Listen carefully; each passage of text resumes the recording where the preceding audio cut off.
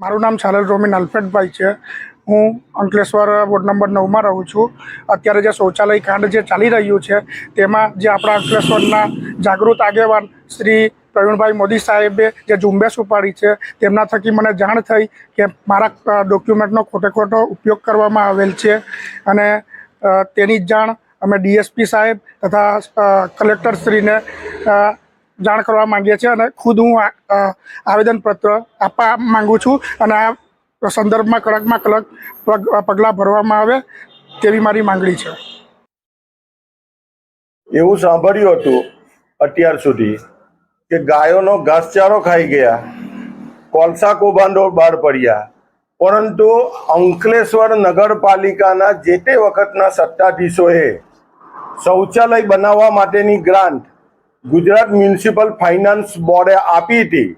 Something લગભગ 1,70,00,000 રૂપિયા જેટલી। આટલી માતબર રકમ માન્ય મુખ્યમંત્રી શ્રી જે તે સમયના અને હાલના જે વડાપ્રધાન નરેન્દ્રભાઈ મોદી સાહેબે આ યોજનાઓ ગરીબ લોકોને આપવા માટેની આ યોજના કાઢવામાં આવેલી હતી। એના બદલે મોદીના નામ ઉપર, મોદી સાહેબના નામ ઉપર આ સ્થાનિક નેતાઓ આ જે ચડી કાઢું છે આ એનો જીવતો જાગતો પુરાવો છે।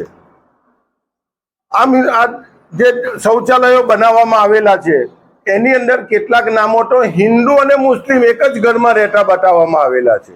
હવે તે કઈ રીતે શક્ય બનેલું છે? એટલે 1906 શૌચાલયો બનાવવામાં આવેલા છે, એની અંદર અમને એવું લાગે છે કે 200 થી 300 શૌચાલયો બન્યા હશે અને બાકીનાઓ આ લોકો આધાર કાર્ડ પણ લઈ આવ્યા છે।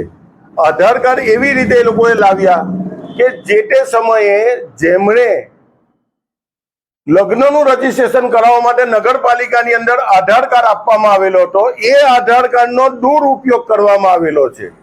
આ લોકોને ખબર પણ નથી અને એ લોકોના ઘરે બનેલું પણ નથી। એક સીધો દાખલો છે, આદર્શ સોસાયટીની અંદર ફોરમભાઈ ઉમેશભાઈ પટેલ અને એમના ક્રીમાબેન ફોરમભાઈ પટેલ, આ બે વ્યક્તિઓ એવા છે કે જેમનું મકાન જ લગભગ 3-4 કરોડ રૂપિયાનું છે। એમના નામ અને આધાર કાર્ડનો દુરુપયોગ કરવામાં આવેલો છે। બીજું કે આલ્ફેટ છારેજ રોમિલના નામનો કે એમને હજુ સુધી ખબર નથી કે મારા નામ ઉપર શૌચાલય બનાવવામાં આવેલું છે કે મારા ઘરે બનાવવામાં આવેલું છે। એ શૌચાલયમાં પણ એમણે ગોબાચારી કરેલી છે અને મોટા પાયે આ રકમનો દુરુપયોગ કરેલો છે। એટલે જે તે સમયના સત્તાધીશો અને પદાધિકારીઓએ મિલીભગત કરીને આ કામ કરવામાં આવેલું છે। આની અંદર 6 એજન્સીઓ હતી।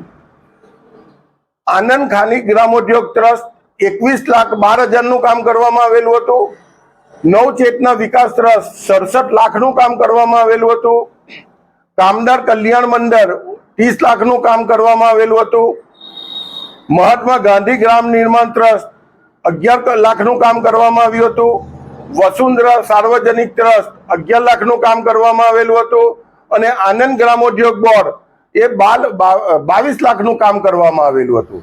એટલે અમારું તો સરકારને એક જ વિનંતી છે કે સરકાર દ્વારા આની એફઆરઆઈ દાખલ કરવામાં આવે અને નિષ્પક્ષ રીતે જો તપાસ કરવામાં આવશે તો હજુ બીજા પણ અમે કૌભાંડો બહાર પાડવા માટેના પ્રોત્સાહિત થઈશું।